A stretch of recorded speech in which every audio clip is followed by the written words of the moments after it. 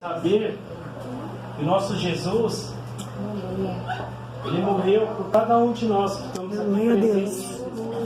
Todos que estamos aqui na igreja somos vários pecadores.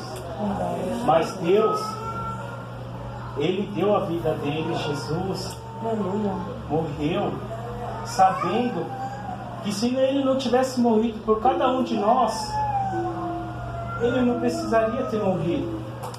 Porque Ele sabe que se não fosse a vida dele dada por nós, o sangue dele derramado por cada um de nós, quem seria nós? Verdade, Deus. Quem seria cada um de nós aqui? Será que nós estaríamos aqui hoje glorificando, dando glória ao nome dele, exaltando o nome dele?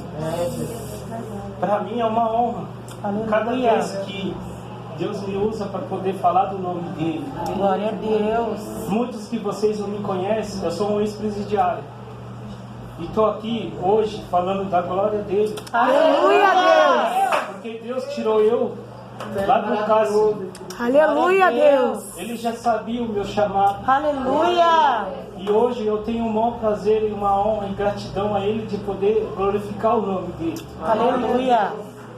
E para mim, cada vez que Deus me dá essa grande oportunidade, é uma honra de vocês poderem ver o agir de Deus. Que todos nós somos capazes de poder dar a volta por cima. Aleluia. Nós temos mania de julgar, achar que ninguém tem mais jeito. Eu era dessas pessoas que falavam: esse daí não tem mais jeito, isso aí é só a cadeia ou a morte. Mas Deus me tirou do cárcere. Aleluia. Hoje eu tenho a certeza de por que Ele me tirou de lá. Para me transformar, vem me transformando e vem me preparando para mim poder falar da obra dele.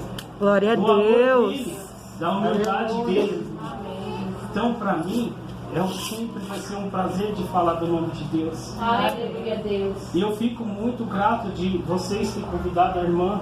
E a irmã nos convidou para poder estar aqui nessa igreja. De poder falar o nome do nosso Senhor Jesus. Aleluia. E para mim é uma honra. E eu agradeço a vocês por ter nos convidado. E é uma honra falar do nome do nosso Senhor Jesus. E assim eu agradeço a essa oportunidade. Aleluia, Deus. É maravilhoso.